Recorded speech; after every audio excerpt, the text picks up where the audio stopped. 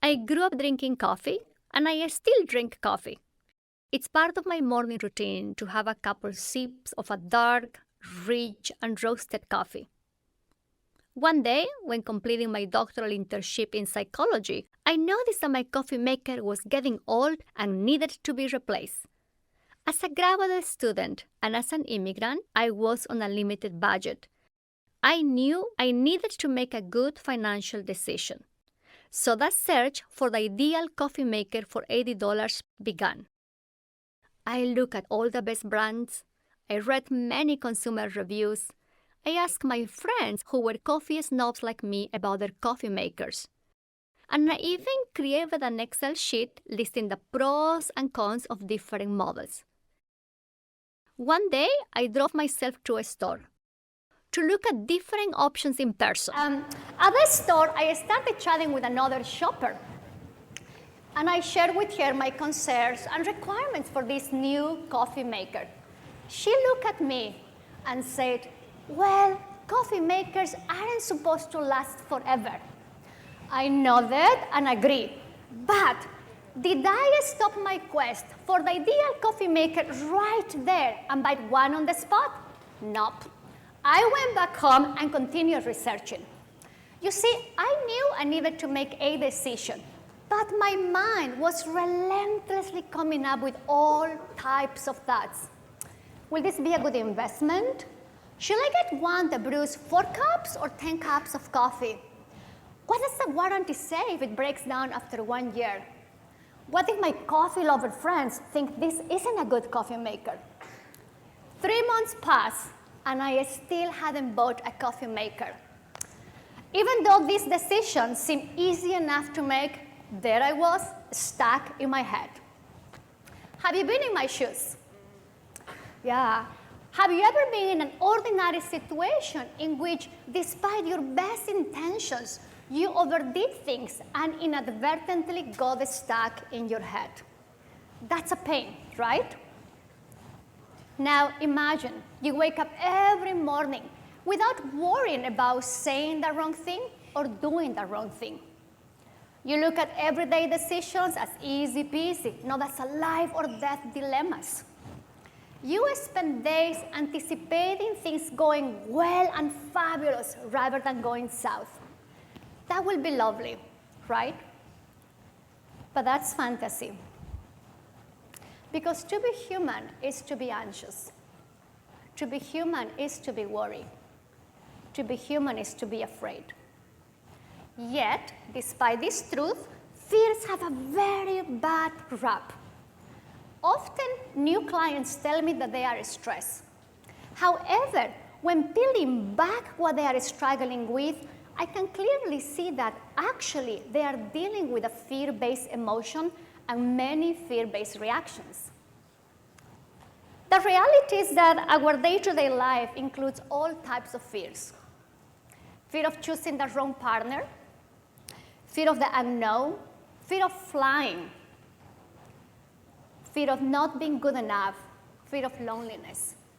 Our anxieties are limitless, and every time we feel anxious, worried, or afraid, it feels yucky and uncomfortable. Have you ever met anyone who said, I love to be anxious or I love to be afraid? Neither have I. When we feel anxious, our hearts beat fast, our hands get sweaty, we get butterflies in our stomach. And then our mind pushes us to solve the discomfort, prompt us to do something about those uncomfortable sensations right away, goads us into action. And it's in those moments that we rely on thinking strategies to push away, get rid of, or replace our fear-based emotions. I call those thinking strategies playing it safe moves. We all play it safe, in one form or another. Think for a moment of David. He represents the clients I often work with. He, like me, and maybe even like you too, struggles with the fear of making mistakes. When David is composing an email or texting his friends, he goes over his writing word by word, checking what he's saying and how he's saying it before he hits send. When David is invited to a party, he sometimes plans ahead of time what he's going to talk about, so he doesn't make a fool of himself during the actual party. You may be thinking, wait a minute, all those strategies make sense. And you're right, I do them too. In fact, over-preparing is a classic playing it safe move of mine. Sometimes playing it safe can be effective when it helps us to manage our anxieties, to do better and be better without betraying ourselves. For example, after I agreed to be this talk, I got very anxious. And I had this urge to play it safe by preparing and rehearsing what I will say many times. Guess what? Those playing it safe strategies work right away. My heart stopped beating as fast. My hands stopped sweating. I stopped feeling uncomfortable. I felt safe. And I had the first draft of my talk. But then what's the problem with playing it safe? Well, when David spends most of his time anticipating every single question he may get asked during a work presentation, that he only gets 2 hours of sleep at night, that's a problem. When David decides not to go to his girlfriend's party because he's too consumed planning what to say to others without sounding stupid, that's a problem. If I couldn't be present with my clients because I couldn't stop dwelling on all the things that could go wrong in this talk, that's a problem. Blindly playing it safe is like using band-aids to deal with our fears, because it's just a matter of time that ineffective playing it safe moves will affect other areas of our lives. And our fears will show up again and again when doing what we care about. Now, contrary to what people believe, the solution is not to stop feeling afraid. Because we don't have a magic wand to stop our feelings.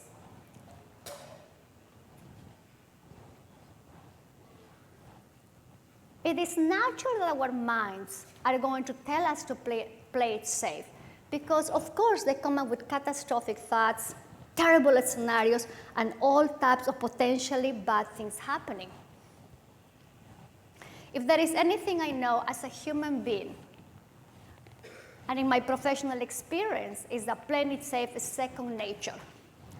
And in my work as a psychologist, I have witnessed many times the different ways in which playing it safe moves may show up.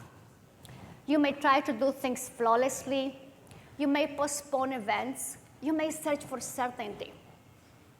You may criticize yourself. You may worry about a past failure or worry about a negative future.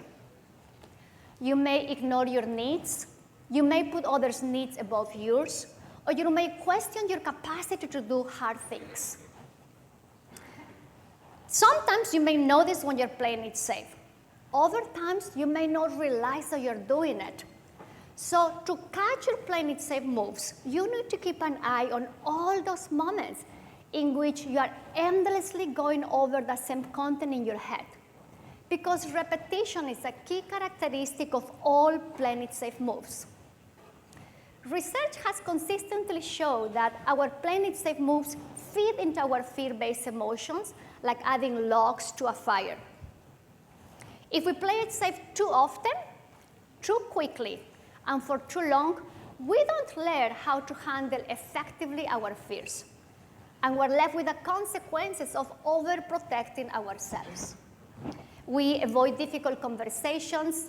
We say no to what matters. We become directionless. We stop being ourselves.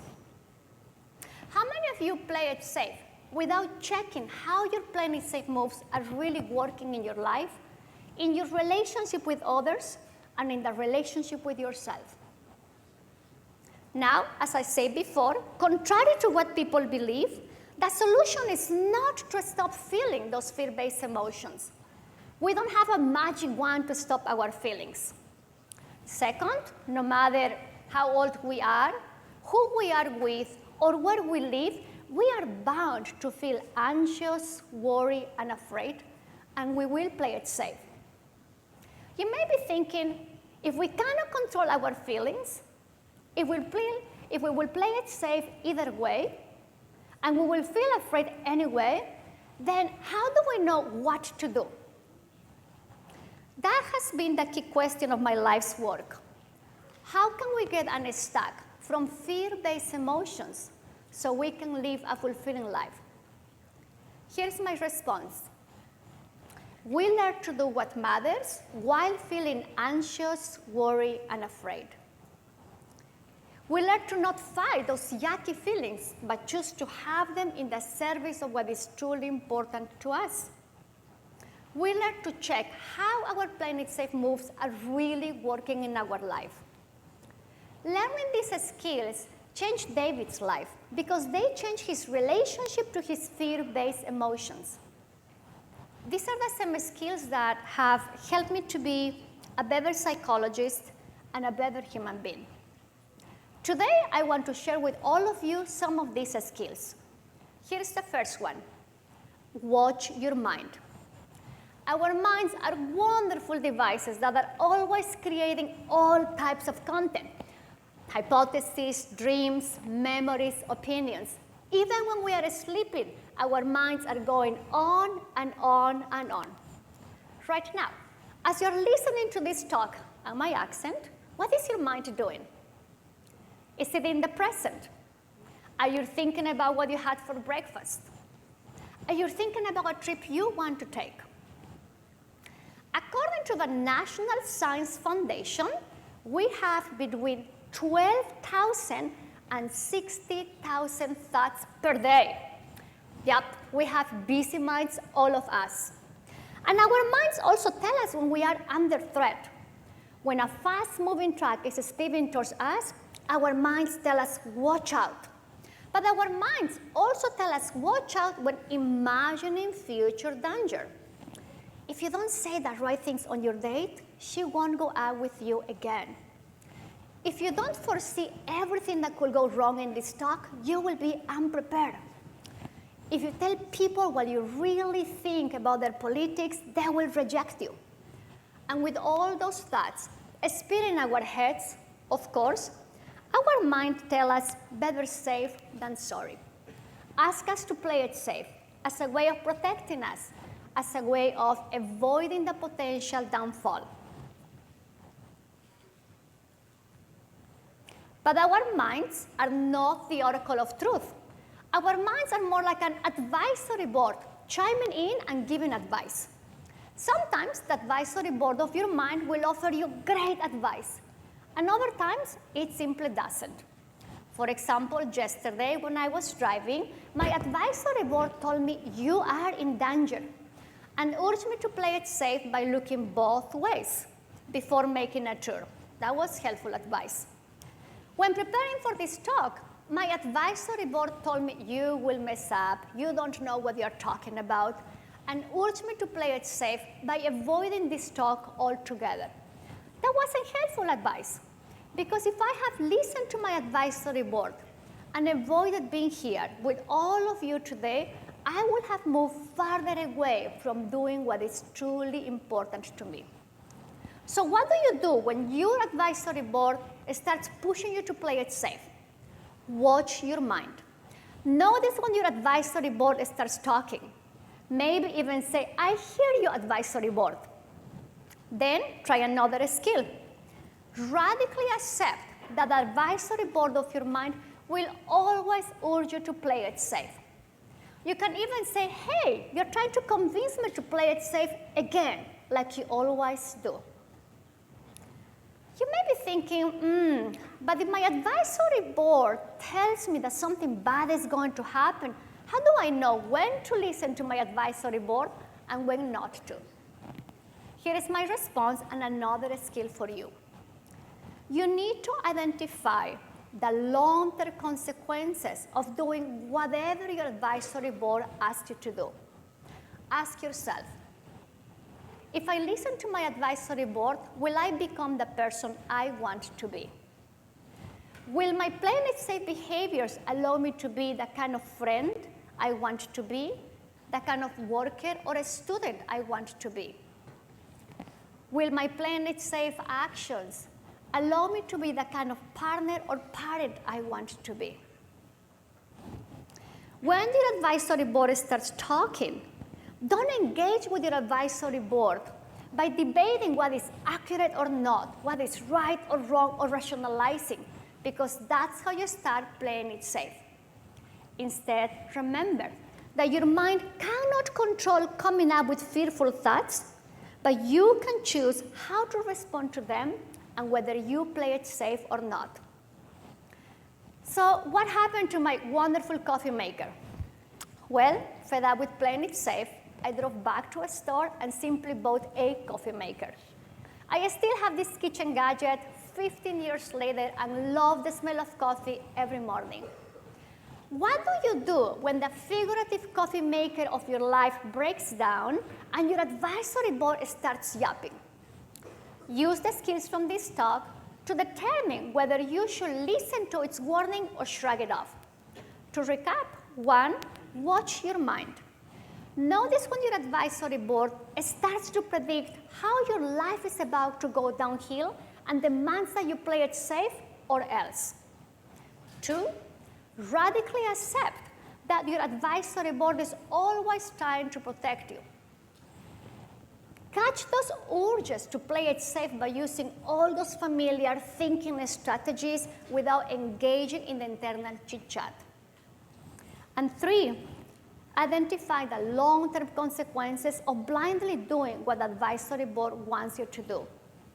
Call on your personal values and ask yourself, if I do what my advisory board wants me to do, does it take me closer to or farther away from who I want to be? And if you are still struggling, ask yourself, do I want to drink a cup of coffee or just think about it for 3 months? Thank you.